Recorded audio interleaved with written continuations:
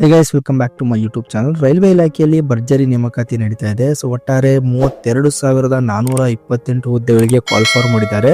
So ಹಾಗೆ ಈ ಒಂದು ಹುದ್ದೆಗಳಿಗೆ ಅರ್ಜಿ ಸಲ್ಲಿಕೆ ಕೂಡ ಆರಂಭಗೊಂಡಿದೆ. ಸೊ ಈ ಒಂದು ಹುದ್ದೆಗಳಿಗೆ ವಿದ್ಯಾರ್ಹತೆ ಏನಪ್ಪಾ ಅಂತಂದ್ರೆ SSLC ಹಾಗೂ ITI ಪಾಸ್ ಆದ್ರೆ ಸಾಕು, ಆರಾಮಾಗಿ ಈ ಒಂದು ಹುದ್ದೆಗಳಿಗೆ ಅರ್ಜಿಯನ್ನ ಸಲ್ಲಿಸಬಹುದು. ಸೊ ನೋಡಿ, ಇದೊಂದು ಸೆಂಟ್ರಲ್ ಗವರ್ಮೆಂಟ್ ಜಾಬ್ ಆಗಿರುತ್ತೆ. ಸೊ ರೈಲ್ವೆ ಇಲಾಖೆಯಲ್ಲಿ ಹಾಗೆ ಈ ಒಂದು ರೈಲ್ವೆ ಇಲಾಖೆಯಲ್ಲಿ ಕೆಲ ಹುದ್ದೆಗಳು ಕರ್ನಾಟಕಕ್ಕೂ ಕೂಡ ಮೀಸಲಿಟ್ಟಿದ್ದಾರೆ.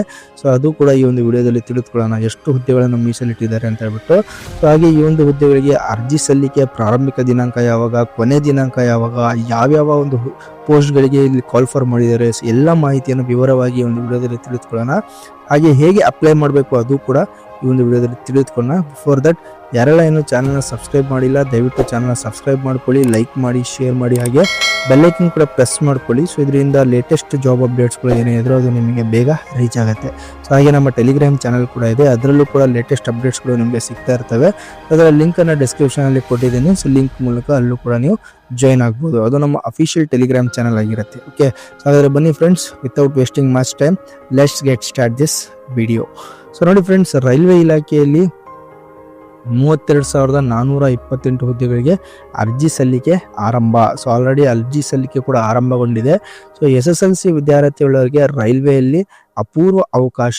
ನಿರೀಕ್ಷೆಯಂತೆ ಭಾರತೀಯ ರೈಲ್ವೆ ನೇಮಕಾತಿ ಮಂಡಳಿ RRB ಗ್ರೂಪ್ ಡಿ ವೃಂದದ 32,428 ಹುದ್ದೆಗಳ ನೇಮಕಾತಿಗಾಗಿ ವಿಸ್ತೃತ ಅಧಿಸೂಚನೆ ಪ್ರಕಟಿಸಿದ್ದು, ಗುರುವಾರದಿಂದ ಆನ್ಲೈನ್ ಅರ್ಜಿ ಸಲ್ಲಿಕೆ ಆರಂಭವಾಗಿದೆ. ಸೊ 23/1/2025 ಆಲ್ರೆಡಿ ಆನ್ಲೈನ್ ಅರ್ಜಿ ಸಲ್ಲಿಕೆ ಆರಂಭಗೊಂಡಿದೆ. ಸೊ ಲಾಸ್ಟ್ ಡೇಟ್ ಬಂದ್ಬಿಟ್ಟು ಫೆಬ್ರವರಿ 22 ತನಕ ಅಭ್ಯರ್ಥಿಗಳು ಆನ್ಲೈನ್ ಮೂಲಕ ಅರ್ಜಿ ಸಲ್ಲಿಸಲು ಸೂಚಿಸಲಾಗಿದೆ. ಸೊ ಕನ್ನಡ, ಕೊಂಕಣಿ ಸೇರಿದಂತೆ ವಿವಿಧ 13 ಪ್ರಾದೇಶಿಕ ಭಾಷೆಗಳಲ್ಲಿ ಪರೀಕ್ಷೆ ಬರೆಯಲು ಅವಕಾಶ ನೀಡಲಾಗಿದೆ. ಸೊ ಗುಡ್ ನ್ಯೂಸ್ ಏನಪ್ಪಾ ಅಂತಂದ್ರೆ ಕನ್ನಡಿಗರಿಗೆ ಸೊ ಕನ್ನಡದಲ್ಲೂ ಕೂಡ ಪರೀಕ್ಷೆಯನ್ನ ಬರೀಬಹುದು. ಹಾಗೆ ಒಟ್ಟು ಹುದ್ದೆಗಳಲ್ಲಿ 503 ಹುದ್ದೆಗಳನ್ನು ರಾಜ್ಯದ ನೈಋತ್ಯ ರೈಲ್ವೆಗೆ ಮೀಸಲಿಡಲಾಗಿದೆ. ಸೊ 503 ಹುದ್ದೆಗಳು ಕರ್ನಾಟಕಕ್ಕೂ ಕೂಡ ಮೀಸಲಿಟ್ಟಿದ್ದಾರೆ.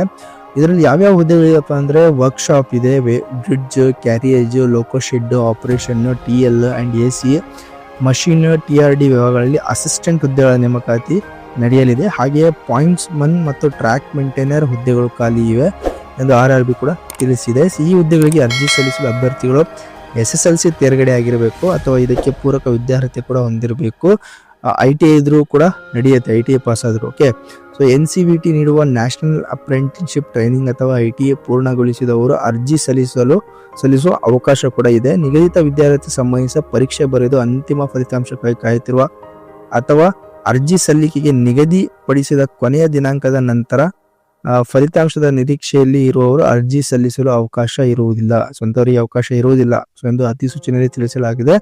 ಸೊ ನೇಮಕದ ಸಮಗ್ರ ಮಾಹಿತಿಗೆ ಏನೋ ಒಂದು ವೆಬ್ಸೈಟಿಗೂ ಕೂಡ ನೀವು ವಿಸಿಟ್ ಮಾಡ್ಬೋದು. ಸೊ ಇವರ ವೆಬ್ಸೈಟ್ ಬಂದ್ಬಿಟ್ಟು ಸೊ ನೋಡಿ, ಇದು ಒಂದು ವೆಬ್ಸೈಟ್ ಆಗಿರುತ್ತೆ. ಇದರ ಲಿಂಕನ್ನು ಡಿಸ್ಕ್ರಿಪ್ಷನಲ್ಲಿ ಕೊಟ್ಟಿರ್ತೀನಿ.